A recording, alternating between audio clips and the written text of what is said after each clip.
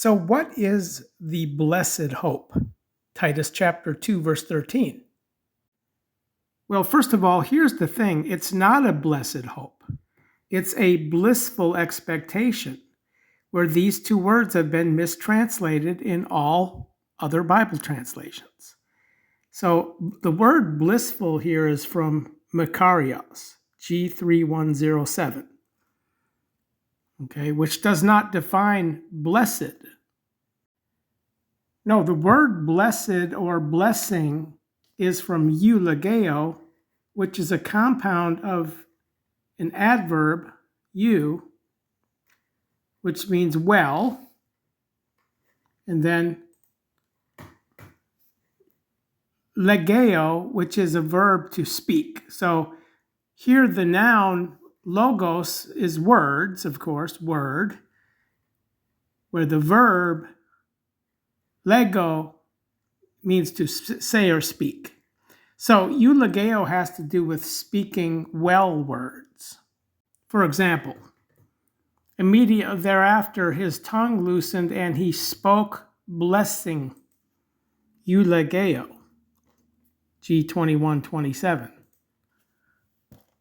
Okay, which again is not Makarios, Titus 2:13 here, Makarios, which is mistranslated blessed in all other Bible translations. So we'll talk more about what blissful is, where I want to also talk about this word here, which is from elpizo, expectation, not hope.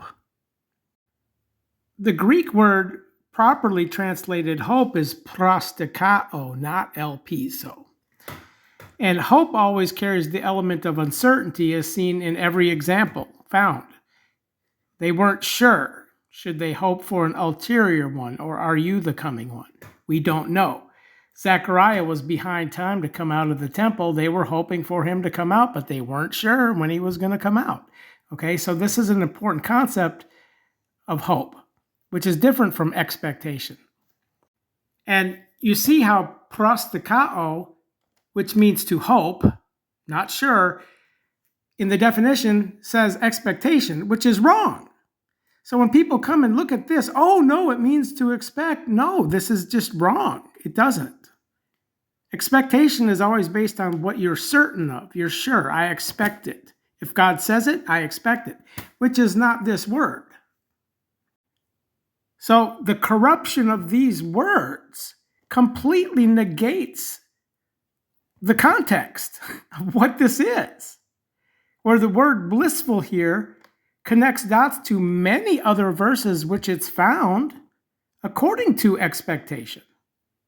In fact, the very definition of faith here in Hebrews 11:1 concerns things being expected, elpizo, not hoped for, which it's mistranslated in every occurrence. And if your faith is based on hope and you're not sure, what kind of faith do you have?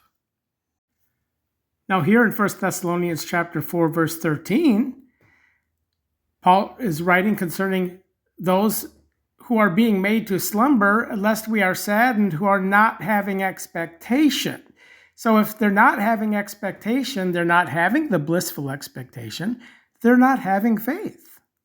All right? So this is in direct relationship to the so-called rapture down here, where we, the living, have expectation to come into the encounter here, that we may enter the wedding feasts at midnight. Matthew 25:10, okay, into the wedding, and these saying, Lord, Lord, are being locked out. Why? Because they did not have the blissful expectation. Where if we come to Luke 12:36, we see the mention of the wedding feasts here, according to what? Blissful are those, so he comes according to the watchtime orders, which has a direct relationship to the blissful expectation. The expectation to be ready, to be prepared, with your lamps to be made burning, so that when he comes, we may enter the wedding feasts, preferably first, but if not, at least second. Okay? Because the third watch time are last. They're locked out of the wedding.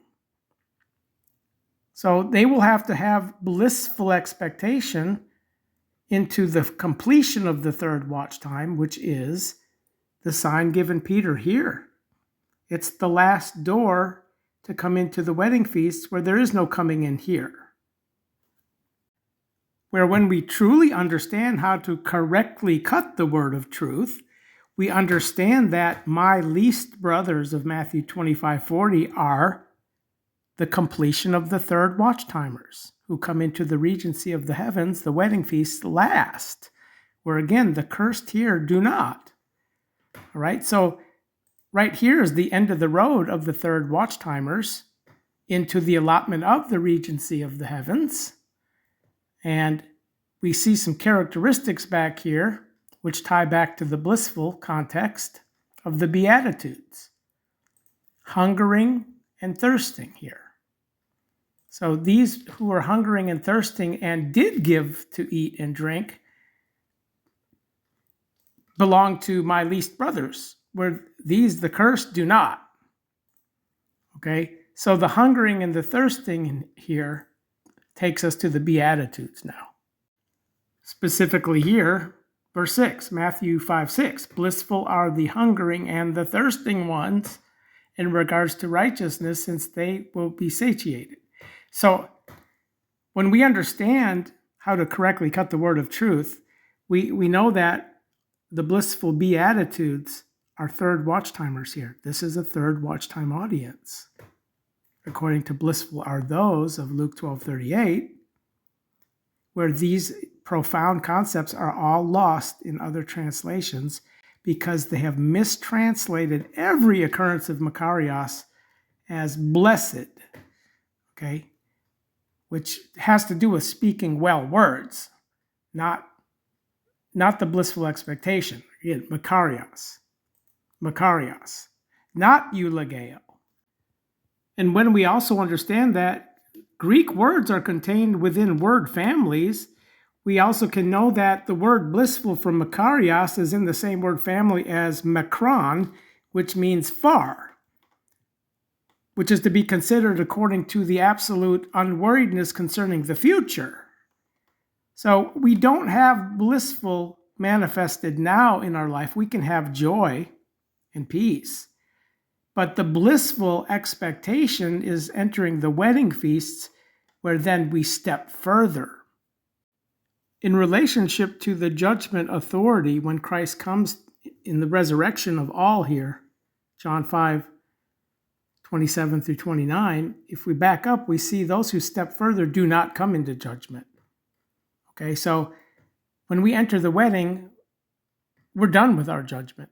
So the first order who come into the wedding do not come into judgment, and they step further, which accords with the Old Testament concept of a directive.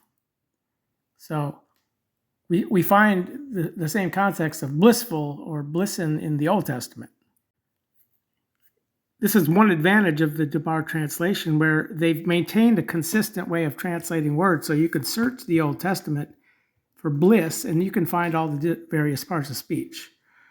Blissful, blissen, blissfulness, etc., etc. And without going into a bunch of nitty-gritty details, we see here in the Hebrew word asur defines as a step. It's translated directive in the Old Testament of the Devar, has a relationship to blissful. From the Hebrew word osher, translated happiness in the King James, but blissful in the Devar, according to the concept of blissful and expectation.